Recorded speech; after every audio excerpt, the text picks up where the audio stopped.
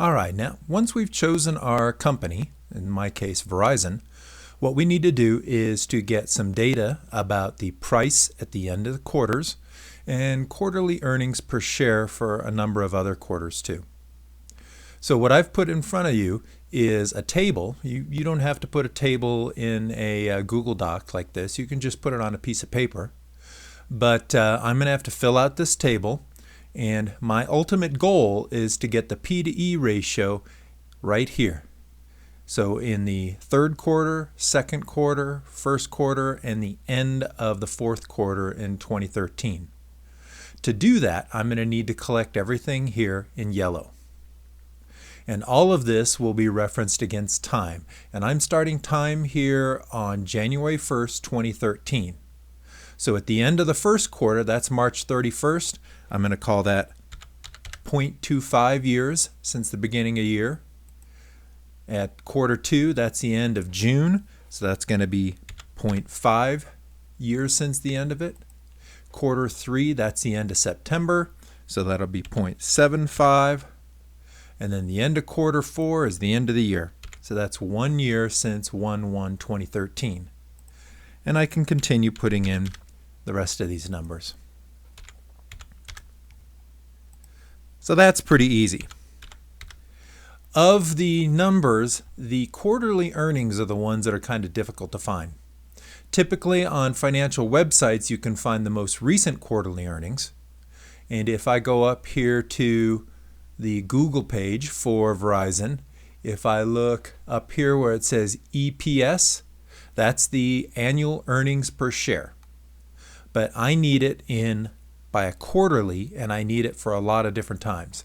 So I need to go to the Verizon website and go ahead and find that information. If I scroll down here, I'll see off to the side are some website links. If you go to the Verizon website or the website for your company, you might have to hunt around. Sometimes there's an investor relations link right here and a financial information. Those are all good places to look for quarterly earnings per share. I'm going to assume your company won't have that, and you'll have to go to the main link for the company. So this opens up Verizon's main website. And typically if I scroll all the way to the bottom here and look around, sometimes I'll see something about investor relations, but if nothing else, there's typically an About link here. And I'm going to click on that About link for Verizon. As soon as I do that, I see there's an investor link here. And then I see there's financial reporting.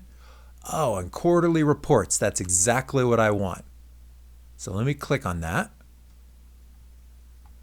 And you'll see that they give quite a bit of information here.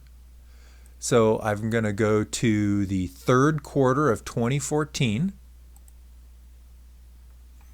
And typically you're going to find huge amounts of information here.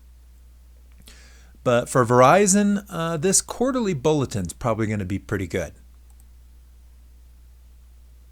So let me go ahead and open that.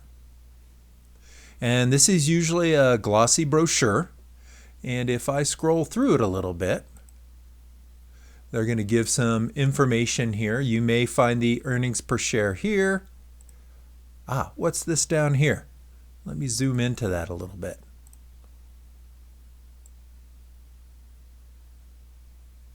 So this is the reported earnings per share. That's exactly what we want. Sometimes it'll be called the basic earnings per share, but we do not want anything like diluted earnings per share. So when I look at this, I see, the third quarter of 2013, they have that data point. I need that.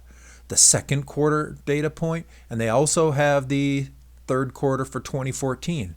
So I should write these things down and put them into my table. Now, if you look through here and you don't find what you're looking for, you might have to go a little bit deeper into this report. So let me scroll down. Sometimes they hide some of this information if their earnings per share is not real good, but eventually you'll probably see a consolidated statement of income. And if I look in this, I should be able to find the earnings per share. So the basic earnings per common share, that's what I want right there. And this is for the end of the quarter. So 0.89, that's what I'll want to record in my table. So let me go ahead and do that. So end of the third quarter, 0.89. Second quarter, 1.01. And they said third quarter of 2013 was 0.78. So now we can see what we're missing here, and now that can guide us to see what we need to look on the website in other quarterly bulletins so we can fill in everything in this particular column. So with a little bit of hunting, I found the rest of the quarterly earnings per share. And now with those numbers, I can figure out what the trailing 4 quarters of earnings are. So for instance, in quarter 3, if I want to fill in that number there, I need to know what were the last 4 quarters of earnings added all together. So that means I need to add 0.89 to 1.01 to 1.15 and 1.77. When I do that, I get 4.82. So that means counting this quarter, the previous 4 quarters, the total earnings per share have been $4.82. Now, if I want to do it for quarter 2, now I'm going to add 1.01 to 1.15 to 1.77 and then 0.78. When I work that out, I get 4.71.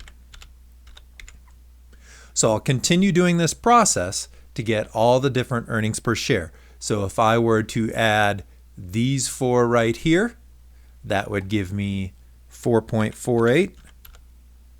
And if I were to add these 4 right here, I would end up with 4.01.